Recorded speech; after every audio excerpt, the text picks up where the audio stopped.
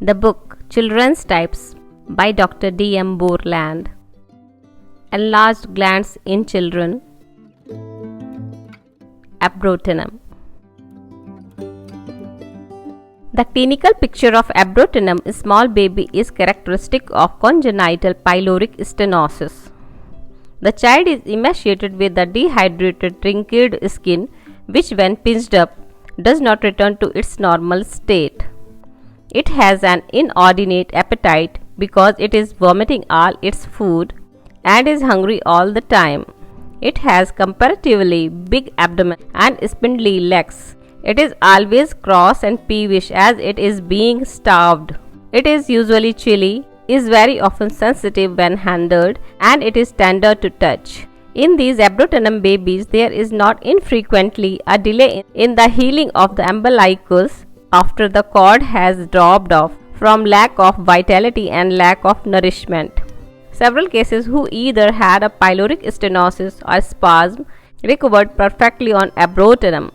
Another had a pyloric stenosis, lost all symptoms for a period of 4 weeks after receiving abrotanum, but relapsed and was operated on, had a typical pyloric stenosis and completely recovered. Whether the others were really a spasm or a true stenosis is not known, but 3 with a diagnosis of pyloric stenosis did recover with abrotanum. An older type of abrotanum child is also a hungry child with an inordinate appetite, and again it is thin child.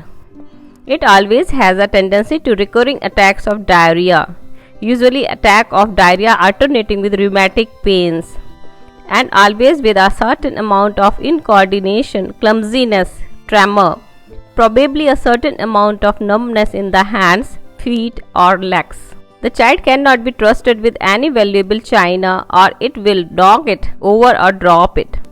It is verging on a chorea. They are usually rather peevish and bad-tempered and very often have a strangely cruel streak in their makeup. These children are definitely chilly.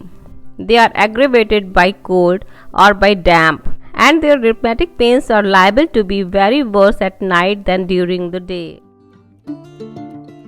Fluoricum acidum.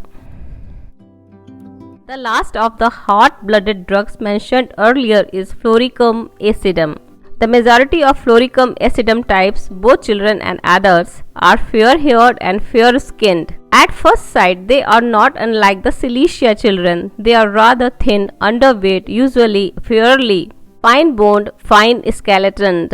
Not unlike Silicea types, they have a yielding disposition but none of the Silicea irritability. They are very often extremely patient, and unlike most of the drugs in the materia medica, they often have a strange enjoyment of life and find it very pleasant indeed. Quite simple things seem to give them an inordinate amount of pleasure. That is the normal peaceful state. Mentally, they are not unlike the Silicea children in that they are very easily tired by mental concentration. They get headaches or brain fag at school and are not exceptionally bright as far as book work is concerned.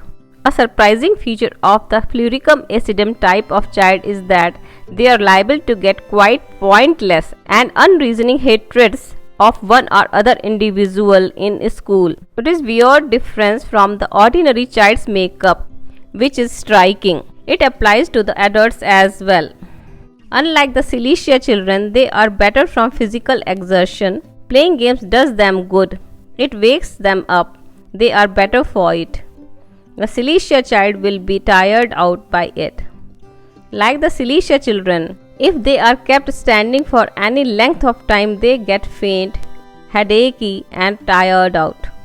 Again, unlike the Silicea children, they usually have a good appetite and get hungry between meals with hunger headaches. Quite a number of these Fluoricum acidum children need extra food at school in the middle of the morning, or they finish the morning with a headache. They wake up hungry in the middle of the night, unable to sleep unless they have something to eat. And in spite of the amount of food they eat, they are still fairly thin. But many Fluoricum acidum children are not markedly thin or underweight. Their type is small and fine, but not definitely underweight. With their big appetites, they have a desire for highly seasoned food. It does not matter very much what it is, as long as it has a strong taste. All the Fluoricum acidum patients are sensitive to heat. They are worse from hot rooms, from hot sun, from too many clothes, and from too many blankets at night. A Fluoricum acidum child who comes home school with a slight headache, rather a flushed face feeling extremely hot, can very often get rid of the headaches by putting his head into the basin of cold water or by bathing his face with cold water.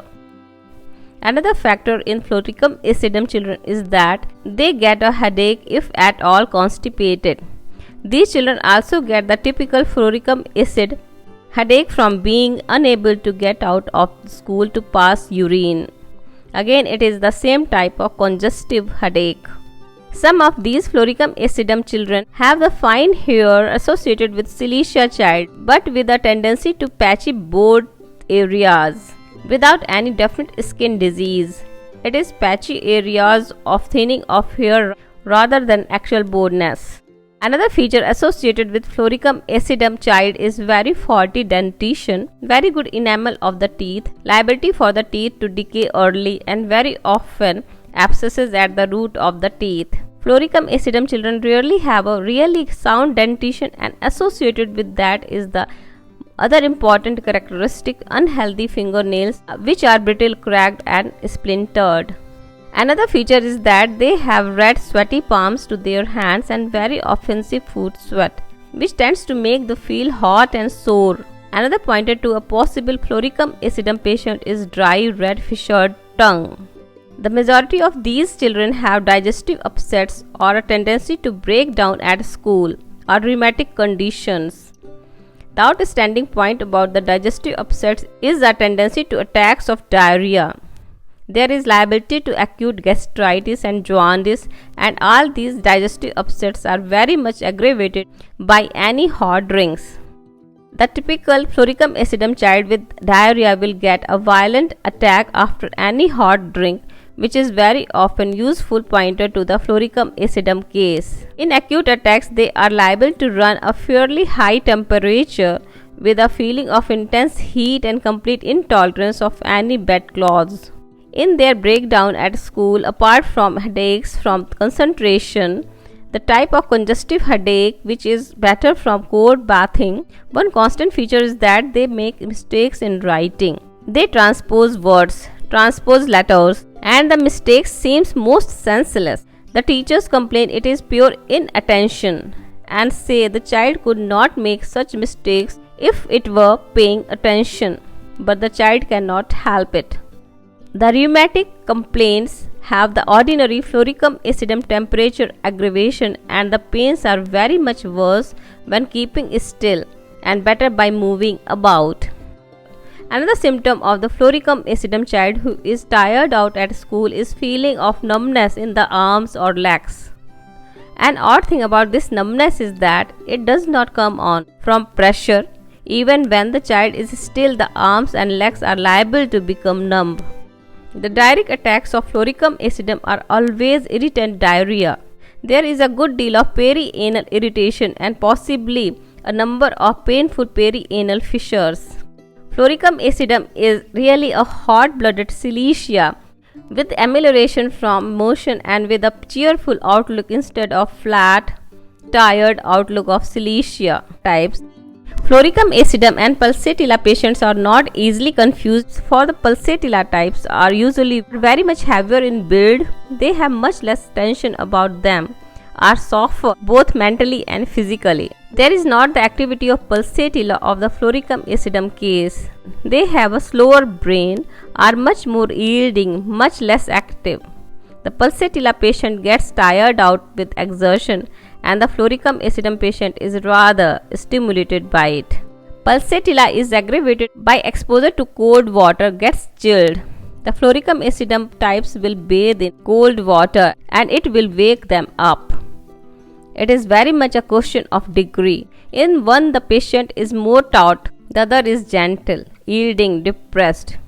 Fluoricum acidum will suddenly get irritable, much more violent irritable than Pulsatilla.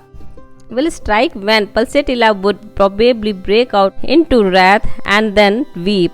Fluoricum acidum is very much more like phosphorus, much more intense mentally, more active, more alive than Pulsatilla.